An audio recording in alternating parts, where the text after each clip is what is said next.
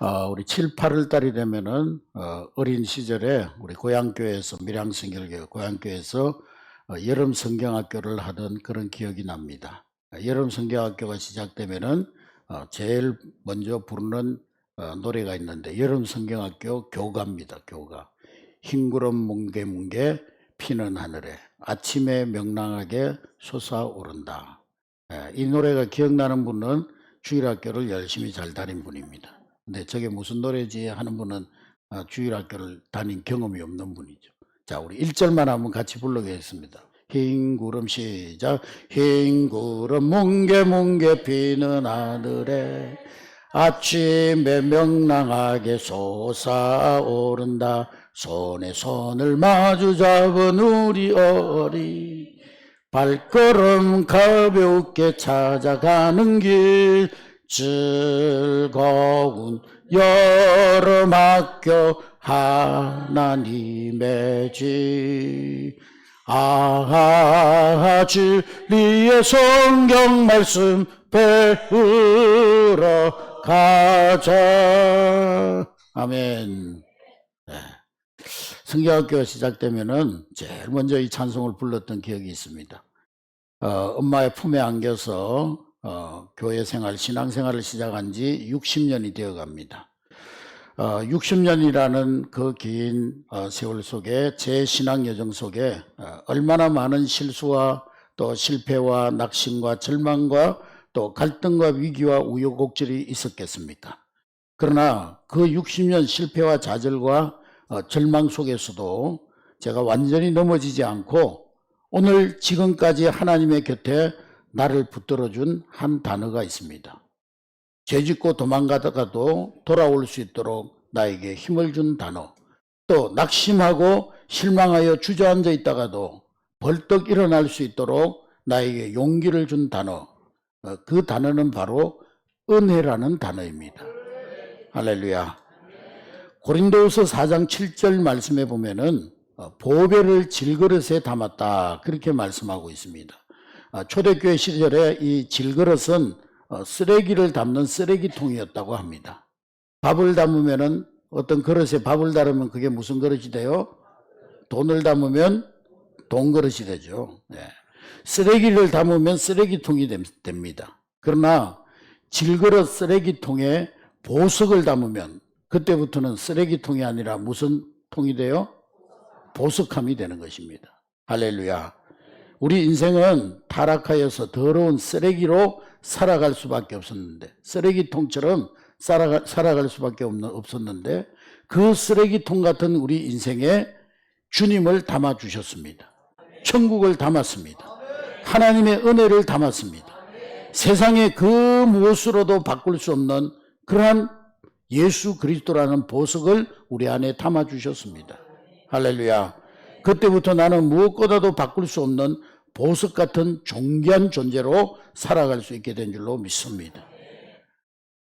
우리 인생에 있어서 가장 값진 선물이 있다면은 우리가 은혜라는 선물을 받은 것입니다. 하나님께로부터 은혜라는 선물을 받았어요.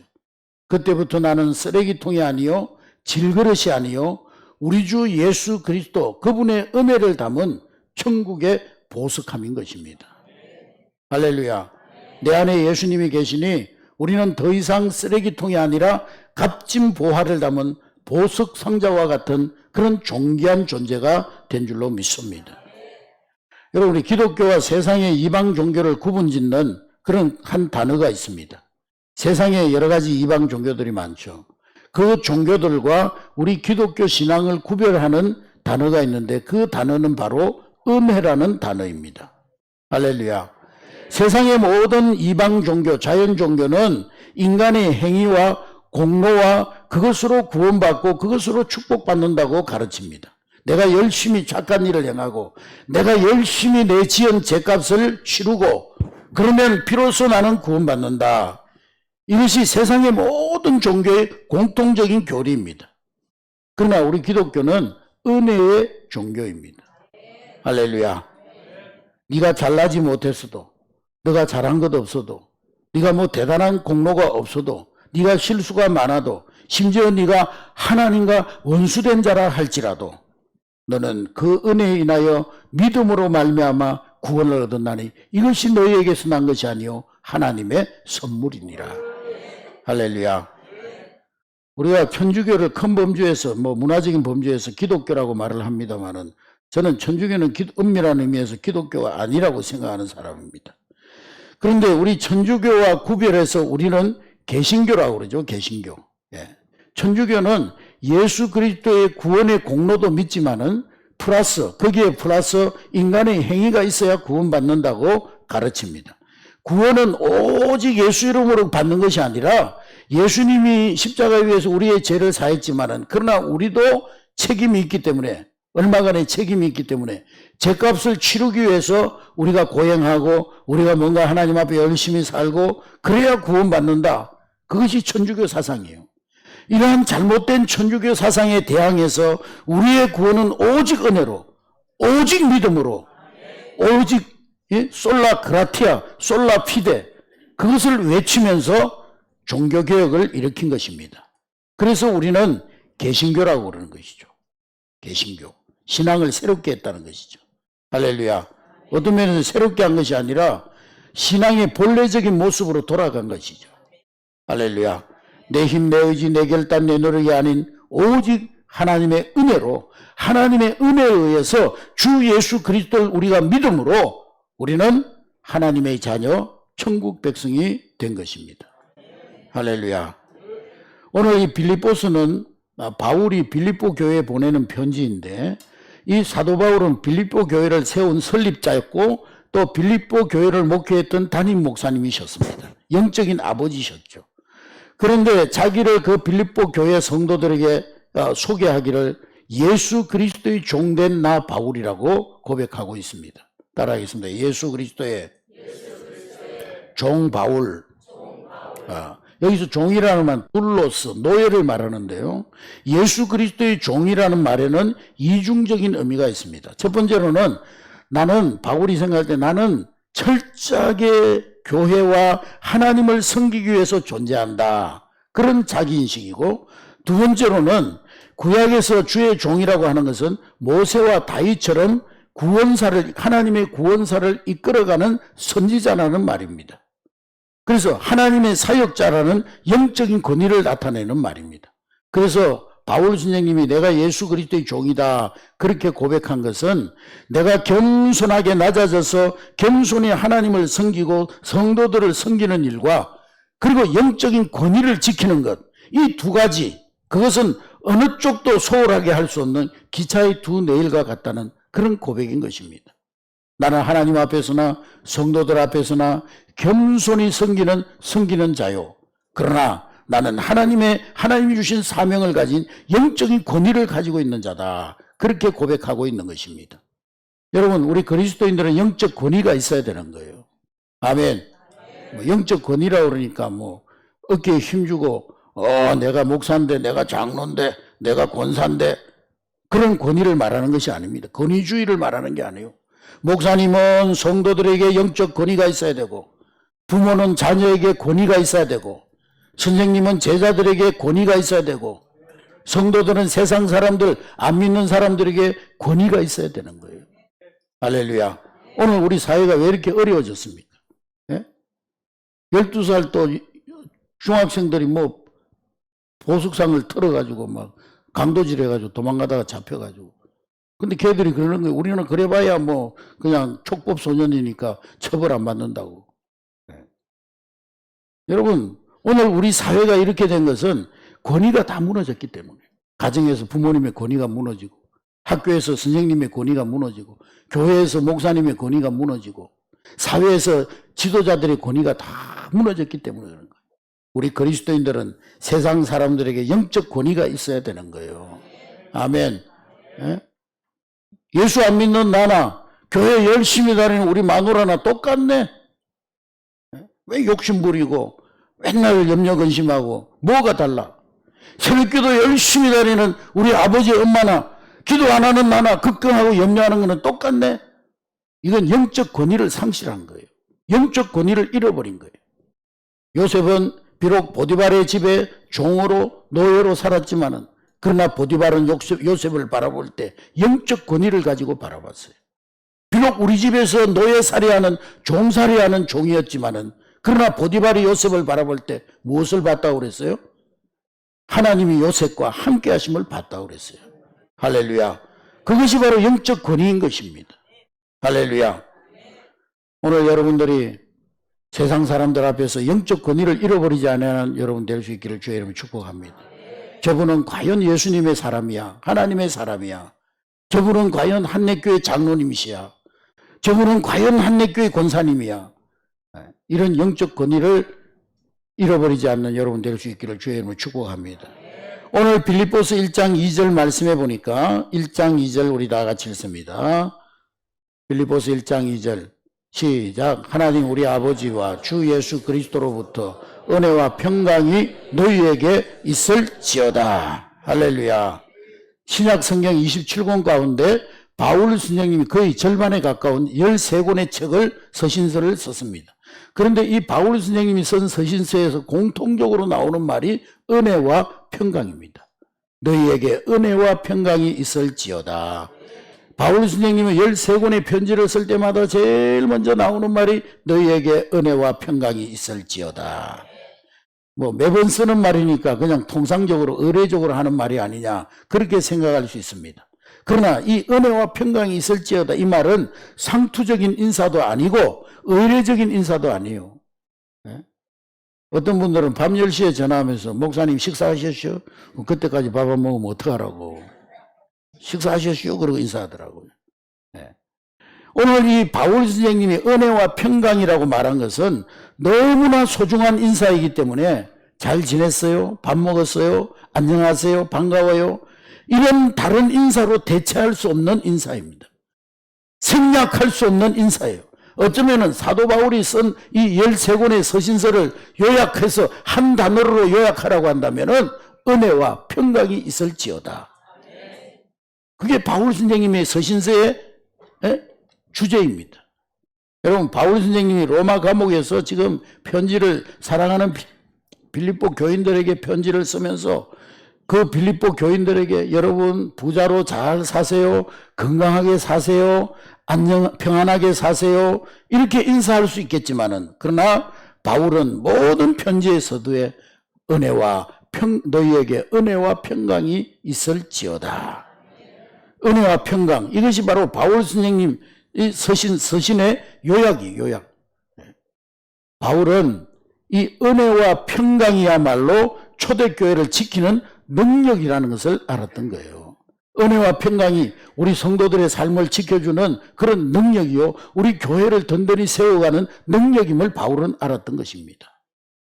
오늘 이 아침에 저도 우리 한내교회 담임 목사로서 여러분들에게 여러분 한 사람 한 사람에게 축복합니다. 우리 한내교회 모든 성도들에게 하나님의 은혜와 평강이 넘치게 되시기를 주의 이름으로 축복합니다. 할렐루야. 너희에게 은혜와 평강이 있을지어다. 할렐루야. 여러분, 오늘 이 편지를 받은 빌립보 교회 성도들의 상황이 어떤 상황입니까? 그들은 극심한 환난과 그리고 힘든 시련을 겪고 있었어요. 경제적으로 어렵고 또 핍박을 받고 여러 가지 어려움 가운데 안팎으로 어려움을 당하고 있었습니다. 그런 극심한 환난과 시험 가운데서 자기 신앙 유지하기도 힘들고 그 교회 자체를 유지하기도 힘겨웠을 텐데, 그들은 바울을 위해서 감옥에 있는 우리 담임 목사님이 복음 전하다가 감옥에 갇혔는데 그 목사님이 감옥에서도 잘 생활할 수 있도록 풍성한 연보로 바울을 도왔습니다. 그리고 에바브로디도를 그 감옥에 파송하는 거예요. 감옥에 갇힌 우리 담임 목사님을 잘 돌봐달라고. 오랜 팬데믹, 3년 동안의 팬데믹의 영향으로 세계 경제가 지금 위기에 처해 있습니다. 미국의 연준에서 막 계속 금리를 올리니까요, 막 세계 경제가 지금 굉장히 힘들고 있어요. 달러가 계속 올라가고 물가가 계속 올라가고 세계적인 경제 위기 속에 우리나라도 이 경제적인 위기에 부딪히고 있습니다.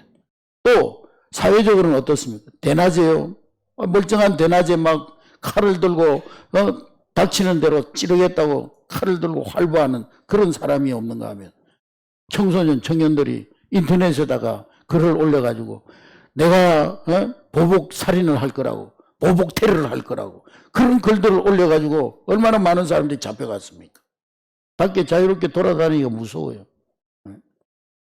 경제위기, 사회적인 불안, 정치적인 혼란. 근데 바울은 이런 와중에 있는 이 빌립보 교회 성도들에게 그래도 기뻐하라는 거예요. 너희들 통장 잔고가 날로 늘어가니까 기뻐하라. 장롱 밑에 금은 보석을 넣어줬으니까 기뻐하라. 그것이 아니라 가정이 어렵고 사업이 어렵고 마음이 복잡하고 여유가 없고 그런 가운데서도 너희에게 하나님의 은혜와 평강이 있으니 항상 기뻐하라. 그것이 오늘 바울의 메시지인 것입니다. 그토록 크다란 어려움을 매일 겪으며 살던 이 바울이 사회적 혼란과 시대적인 위기와 그리고 가난 속에 살아가는 이 빌립보 교회에 편지를 쓰면서 하나님의 은혜와 평강이 너희에게 있을지어다. 항상 기뻐해라. 정말로 어떤 면에서 보면 바울이 이 말은요, 정말 참말로 세상 물정을 몰라도 한참 모르는구나. 아니 지금 기뻐할 상황이야? 경제적으로 이렇게 어렵고 사회적으로 이렇게 어렵고 태풍이 불어가지고 많은 사람들이 피해를 입고 사람이 죽어나가고 그런데 뭐 기뻐하라고? 그러나 바울은 한결같이 모든 서신에서 가장 먼저 하는 인사가 은혜와 평강, 너희에게 은혜와 평강이 있을지어다. 그러므로 항상 기뻐해라. 항상 감사해라. 절대 감사, 절대 기쁨입니다. 할렐루야. 세상이 어떻게 달라지든지 우리가 처해 있는 인생의 형편이 어떠하든지 건강하든지 병약하든지 풍부하든지 궁핍하든지 어떠하든지 기뻐하고 감사하라는 거예요. 할렐루야. 네. 지난 주간에 우리 필리핀 단기 선교를 가야 되는데 태풍 때문에 못 갔어요. 불평할 수도 있어요. 근데 못 가가지고 4명이 더 가게 됐어요. 할렐루야. 오늘 1부 예배 때도 또 그 필리핀 선교 후원원금이 올라왔더라고. 2부 때는 하나도 안 올라왔다. 안 낸 분이 있어서 하나님 기다리라고 그런 것 같다. 할렐루야. 하나님 계획이 있는 줄로 믿습니다. 그러므로 못 갔어도 감사한 거예요. 이번 주에 하나님 더 크게 역사하시기 때문에. 할렐루야. 우리가 하나님 안에서 어떤 상황, 어떤 환경에서도 기뻐할 수 있는, 감사할 수 있는 근원이 뭐냐? 세상이 알 수 없는, 세상이 줄 수 없는, 세상에서 느낄 수 없는 은혜와 평강, 하나님이 부어주신 선물, 그것이 우리에게 있기 때문이라는 거예요. 할렐루야. 여러분, 감옥에 가둘 수 없었던 기쁨의 근원이 무엇입니까? 몽둥이로 부술 수 없고 칼로 찢을 수 없고 총으로 쏘고 미사일로 파괴시킬 수 없는 그 능력이 무엇입니까? 기쁨의 뿌리가 무엇입니까? 사역자를 공격하던 그 어떤 질병도 찢을 수 없었던 그 기쁨의 여유가 무엇입니까? 그것은 바로 너희에게 은혜와 평강이 있을지어다. 은혜와 평강이요. 여러분, 우리에게 하나님의 은혜와 평강이 있는 한 우리는 이 세상을 살아가면서 항상 기뻐하며 감사할 수 있는 줄로 믿습니다. 범사에 감사하고 항상 기뻐할 수 있는 줄로 믿습니다. 은혜라는 말과 같은 동의어가 뭐냐면 예수님입니다. 예수님. 네, 따라하겠습니다. 예수님이 은혜다. 또 이 은혜와 같은 동의어가 있는데 속죄함, 구원, 천국, 이것이 은혜라는 말과 같은 말입니다. 우리의 죄를 사하시고 우리를 죄에서 구원하신 하나님의 사랑, 그것이 은혜라는 거예요. 할렐루야. 조금도 의롭지 못한 우리를 의롭다고 인정해 주시고 하나님 자녀 될 자격, 그 어떤 자격도 없는데 우리를 하나님의 자녀로 불러주시는 그 하나님의 사랑, 그것이 은혜라는 거예요. 은혜. 할렐루야. 우리가 항상 기뻐할 수 있는 힘, 그 근원이 바로 이 은혜입니다. 우리는 다른 것 때문에 기뻐하는 것이 아니라 구원받은 하나님의 자녀가 되고 천국 백성이 되었으니 기뻐하는 거예요. 천국의 기쁨을 이 땅에 간직하고 우리는 살아가기 때문에 항상 기뻐할 수 있는 거예요. 이 은혜는 우리가 돈으로 주고 살 수 있는 게 아닙니다, 여러분. 어떤 공로나 선행이나 자격이 있어서 받은 것도 아니요. 값없이 받은 하나님의 선물입니다. 값없다 그러니까 어떤 사람은 그럼 싸구려 구원이냐? 값없이 받았으니까 싸구려냐? 그렇게 말하는 사람이 있는데 값이 없다는 말은 싸구려의 반대말이에요. 싸구려의 반대말은 뭐예요? 값을 매길 수가 없는 거예요. 네. 여러분, 하나밖에 없는 박물관에나 가야 볼 수 있는 그 진품 그림, 진품 작품은요, 값을 매길 수가 없어요. 에르미타주, 러시아 에르미타주 박물관에 갔더니만 세계적인 미술가 렘브란트가 그린 그림들이 쫙 있어요. 우리 들어오는 교회 현관에도 렘브란트가 그린 돌아온 탕자 그림이 걸어난, 제가 거기 가서 이제 복사품을 사온 거예요. 진품은 하나밖에 없죠. 근데 그 진품의 값이 얼마나 될까요? 값을 매길 수가 없어요. 너무 귀한 것이기 때문에, 너무 엄청나기 때문에, 너무나 값진 것이기 때문에. 여러분, 너무나 엄청나고 감히 세상 주고도 살 수 없어서 하나님은 우리에게 값없이 공짜로 우리에게 은혜를 주신 것입니다. 할렐루야. 은혜는 분명 공짜로 받았어요. 값없이 받았어요. 우리는 공짜로 그것을 누려요. 그러나 그 선물을 주신 하나님은 엄청난 대가를 지불하신 거예요. 우리 예수 그리스도를 십자가에 내어주는 그 엄청난 대가를 지불하시고 우리에게 값없이 이 은혜를 주신 것입니다. 할렐루야. 예수님이 누굽니까, 여러분? 천지 만물을 창조하신 창조주 하나님이시잖아요. 그 창조주 하나님, 그 예수님을 십자가에 내어주시고 나를 구원해 주신 그 사랑이 바로 하나님의 값없는 은혜라는 거예요. 할렐루야. 여러분, 우리는 교회 안에서 은혜 받았다는 말을 굉장히 많이 사용합니다. 아마 우리 성도들이 제일 많이 사용하는 말이 은혜 받았다는 말일 거예요. 그런데 이 은혜 받았다는 말을 너무 쉽게 사용하다 보니까 이 은혜라는 단어를 퇴색시키고 잃어버리고 만 경우가 많습니다. 그런데 사실 우리나라에 복음을 전해준 미국이나 영국이나 독일이나 이런 나라는요, 은혜 받았다는 그런 말이 없어요. 은혜 받았다, 은혜 받으러 갑시다. 우리 한국에서는 그런 말 많이 사용하는데 그런 말이 없어요. 우리는 뭐 감동받으면 은혜 받았다 그러고, 뭐 어떤 깨달음을 받을 때 은혜 받았다 그러고, 어떤 느낌이 와가지고 눈물이 핑대네요. 가슴이 찡하네요. 그러면 이런 순간에 은혜 받았다고 생각합니다.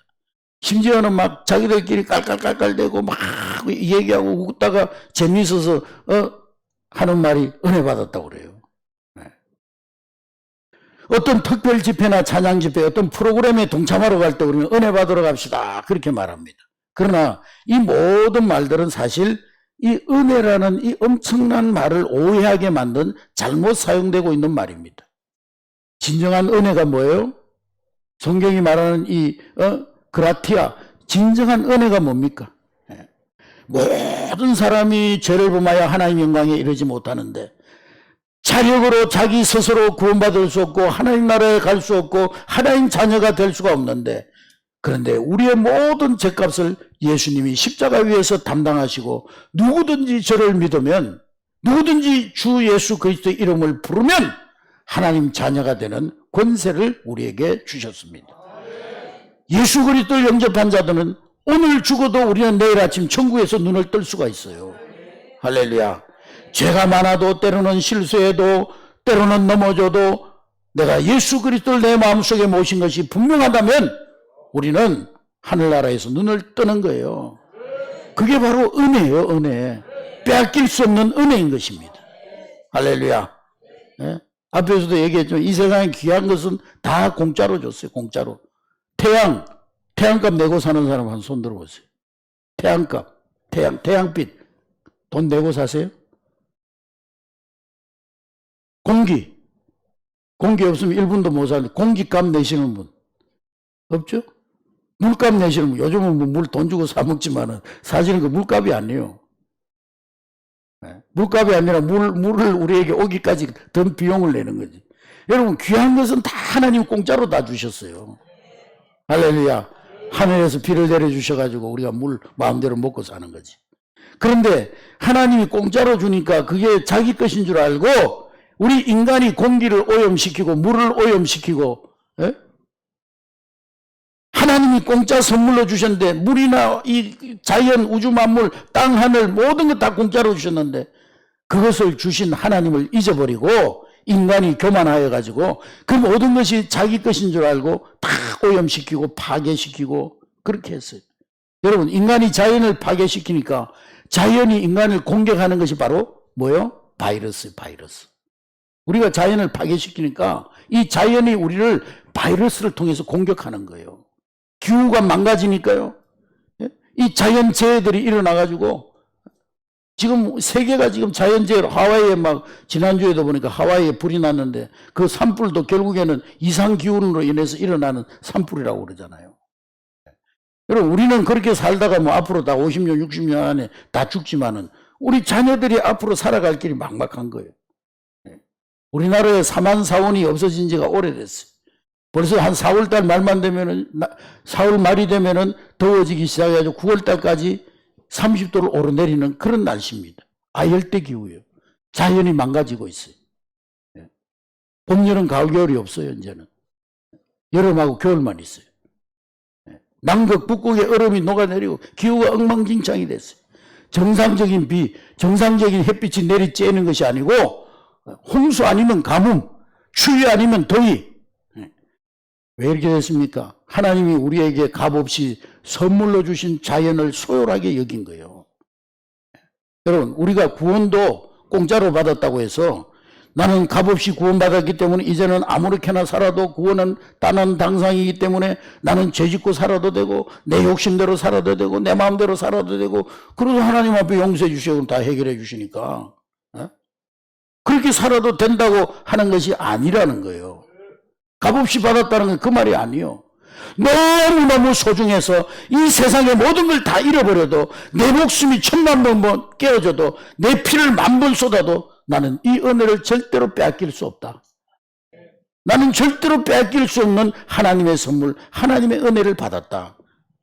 구원을 받았다. 천국을 받았다. 하나님 자녀된 거룩한 이름을 받았다. 그러니 어찌 내가 이 받은 은혜를 빼앗기리요. 피 흘리기까지 싸워서 우리는 이 은혜를 지켜야 되는 거예요. 할렐루야. 네. 오늘 여러분들이 값없이 받은 하나님의 은혜를 헛되이 받지 아니하는 여러분 될 수 있기를 주님의 이름으로 축복합니다.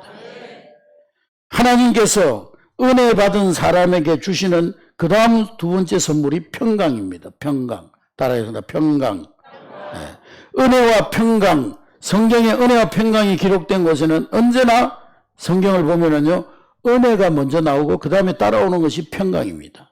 할렐루야. 평강과 은혜가 아니고요, 은혜와 평강입니다. 할렐루야. 우선순위가 그렇게 돼 있어요.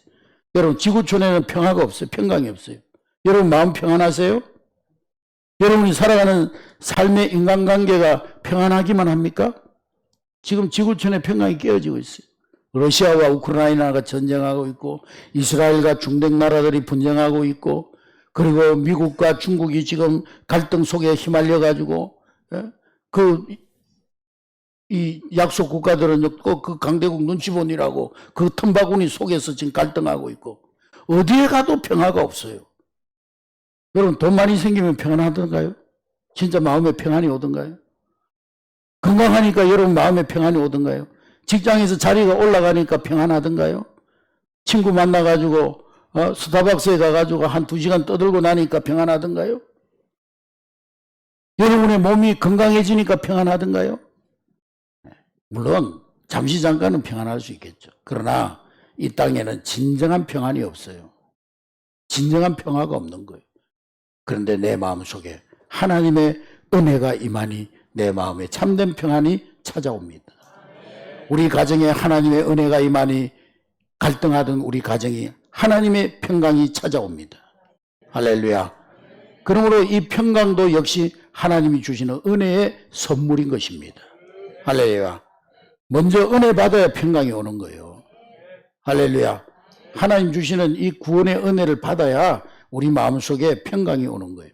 그래서 바울 선생님이 너희에게 평강과 은혜가 아니라 은혜와 평강이 있을지어다. 할렐루야. 이 평강이라는 말은 구약의 샬롬과 같은 말입니다. 내가 하나님의 은혜로 제 문제가 해결되고 죽은 문제 해결되면 오늘이 내 인생의 마지막 날이라도 평안할 수 있는 것, 그것이 참된 평강이에요. 아멘. 잠깐 마음 편해지고 잠깐 마음이 기쁘고 잠깐 마음이 그냥 위로가 되고 그게 평강이 아니라 진정한 은혜와 평강은 종말론적인 거예요. 따라하겠습니다. 참된 은혜와 평강은 종말론적인 것이다. 그게 무슨 말이냐면 진짜 은혜와 평강을 누리는 사람은요, 죽음도 두렵지 않는 거예요. 아멘. 세상 사는 날 동안에는 내가 구원받았으니까 사명을 위해서 열심히 살고, 그러다가 내 사명 다해서 주님이 야 이제는 너 수고를 내려놓고 나에게 오너라, 그런 기쁨으로 하나님 앞에 천국에 들어가는 거예요. 주님 재림하시는 날에는 내 영혼이 땅에 먼지로 남은 육체와 만나서 영광스러운 몸으로 변화되어 하나님께 들림받는 거예요. 할렐루야. 내 자녀들하고 오래 이 땅에서 사랑하는 사람들하고 내가 오랫동안 이 땅에서 사는 것도 행복이지만은, 그러나 먼저 간 내 어머니, 내 아버지, 내 형제 자매들 천국에서 만날 것을 생각하면 언제든 하나님이 부르시면 기쁨으로 내가 하나님 나라에 갈 수가 있는 거예요. 할렐루야. 이 말은요, 그럼 빨리 우리 죽어가지고 천국 다 갑시다, 그 말이 아니에요. 살면, 이 땅에 살면 사는 날 동안 사명 다하면서 기쁨으로 살고, 그래서 살면 살아서 좋고, 죽으면 또 하나님 나라 천국에 가서 영생복락을 누릴 것이기 때문에 죽으면 죽어서도 좋고, 할렐루야. 살면 살아서 좋고 죽으면 죽어서 좋고, 생사를 초월한 기쁨, 감사, 그게 바로 은혜와 평강이 임한 자의 모습이라는 거예요. 할렐루야. 근데 우리는 어때요? 여기 있으면 오래 살라고 그러지. 그러니까 뭐 좀 좋은 거 있다 그러면 막 뭐든지 다 먹을. 어제도 육각수 얘기 들으니까 막 은혜가 되더라고요. 와, 막 마시면은 막 속병이 다 치료되고 막 피부가 좋아지고, 목욕하면 뭐죠? 아토피가 없어지고 막 은혜가 돼가지고, 제가요, 제 돈을 내서라도 우리 한림교회 하나 설치해야 되겠다 막 그런 마음이 막 오면서 하나님 감동을 주시더라고요.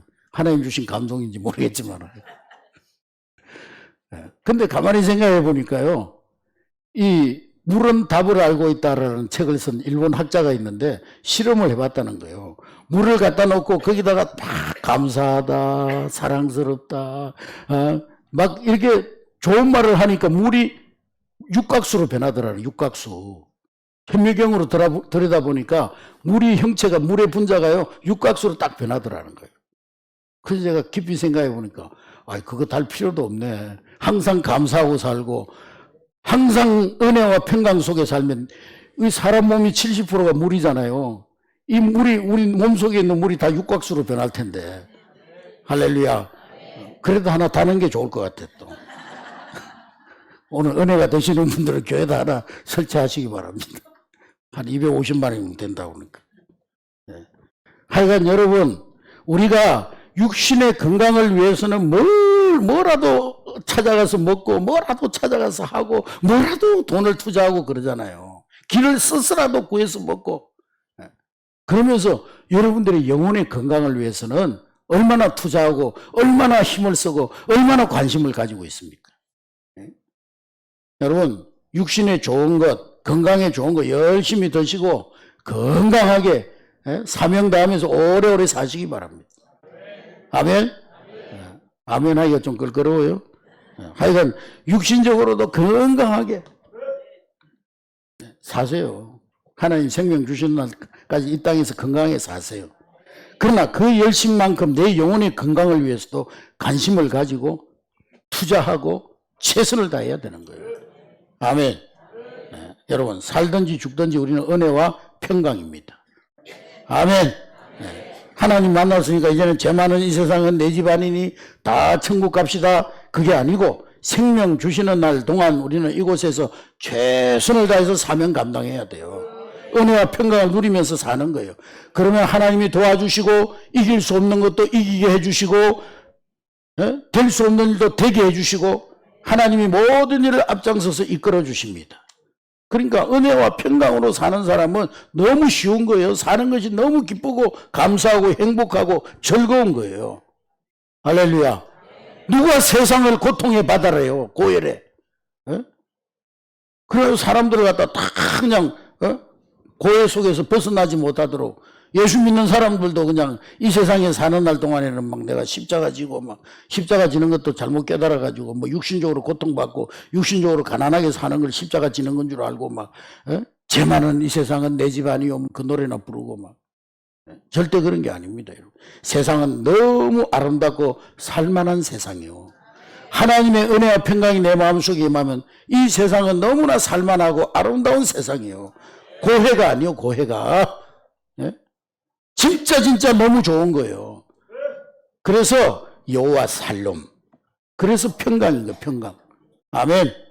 예, 여러분, 이 세상 살아갈 때 온갖 근심, 걱정, 염려 되는 일이 하나님 주시는 은혜와 평강으로 덮어져서 여호와 살롬, 참 평강이 여러분 가운데 임하게 될 수 있기를 주의 이름으로 축복합니다. 신앙생활을 심파적으로 하면 안 돼요. 예?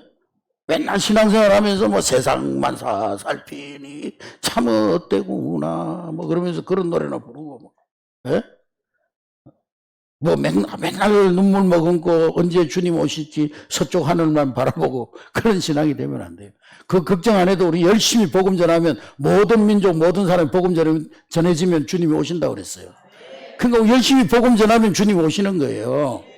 그런 신앙이 돼야 되는 거예요. 여러분, 하나님이 은혜와 평강을 주셨으니 기뻐하라. 위기의 시대일수록 더 기뻐하라. 어떤 상황 속에서도 항상 기뻐하라. 세상에 두토막이 나고 세상에 난리 재난의 소문이 떠나지 않아도 우리는 하나님의 은혜와 평강이 우리 가운데 있으니 항상 기뻐하라는 거예요. 할렐루야. 네. 그리고 우리가 하나님의 자녀가 되면은 오늘 바울 선생님은요, 이 빌립보 교회 성도들에게 은혜와 평강이 있을지어다 그렇게 선포했습니다. 선포. 아멘. 영적 권위를 가지고 축복을 선포했어요. 여러분, 우리가 예수님 영접할 때 영접하는 자, 곧 그를 믿는 자들에게는 하나님 자녀가 되는 뭘 주셨다고요? 권세를 주셨어요. 우리에게는 권세가 있어요. 아멘. 말의 권세가 있어요. 예배 시간에 목사님에게는 강복의 선언권을 주셨지만은 예배 시간에 우리 담임 목사님이 말씀으로 선포하고 여러분들이 축복을 선포할 때 그것이 그대로 임하는 축복권을 줬지만은 우리 모든 성도들에게는 기도하는 시간에 여러분들이 강복을 선언하면 그 축복이 그대로 임하는 권세가 여러분들에게 주어졌다는 거예요. 할렐루야. 아멘. 여러분의 마음에 기쁨을 빼앗아가는 근심, 걱정, 환경, 사람과의 관계, 온갖 연약함 그런 것이 있다면 여러분 자신을 향해서 그 축복권을 사용하시기 바랍니다. 할렐루야. 나로부터 기쁨을 빼앗아가고 근심 걱정을 쏟아붓는 이 더러운 환경아 예수 이름으로 떠나갈지어다. 할렐루야. 조형내에게 은혜와 평강과 기쁨이 있을지어다. 우리 가정을 분열시키고 찢어버리고 불안하게 만드는 온갖 환경들은 예수 이름으로 묶인 것을 풀고 떠나갈지어다. 우리 가정에 하나님의 은혜와 평강과 기쁨이 임할지어다. 하나님 주신 축복권을 사용해야 되는 거예요. 암행의사 마패가 언제 효력이 나타난다고요? 사용할 때. 호주머니 암행의사 마패에 있는데 호주머니 넣고 다니면 뭔 능력이 나타나요? 꺼내가지고 암행의사 출두해 그래야 막 산천초목이 떨고 막 탄간오리들이 도망가고 막 그러지. 하나님이 우리에게 축복권을 주신 거예요. 암행의사 마패하고는 비교도 안 되는 축복권을 주신 거예요. 그 축복권을 사용해서 여러분들 환경을 향해서 또 여러분들 셀 가운데 어려움 가운데 고민 가운데 고통 가운데 질병 가운데 있는 성도들이 있으면은 내가 예수로 명하노니 아무개 가정에 평강이 있을지어다. 은혜가 있을지어다. 기쁨이 있을지어다. 또 여러분 일터에도 막 누군가 막 자꾸 그 일터에서 분열시키고 이간질시키고 갈라치기 하고 그런 사람이 있다고 하면은요, 그 속에서도 우리의 공동체를 파괴시키는 흑암의 세력은 떠나갈지어다. 이 우리 공동체에 하나님 주시는 은혜와 평강이 임할지어다. 축복권을 사용하는 여러분 되시기를 주의 이름으로 축복합니다. 우리 한대교회 모든 성도들의 가정에 하나님 주시는 은혜와 평강이 항상 넘쳐나게 되시기를 주의 이름으로 축복합니다.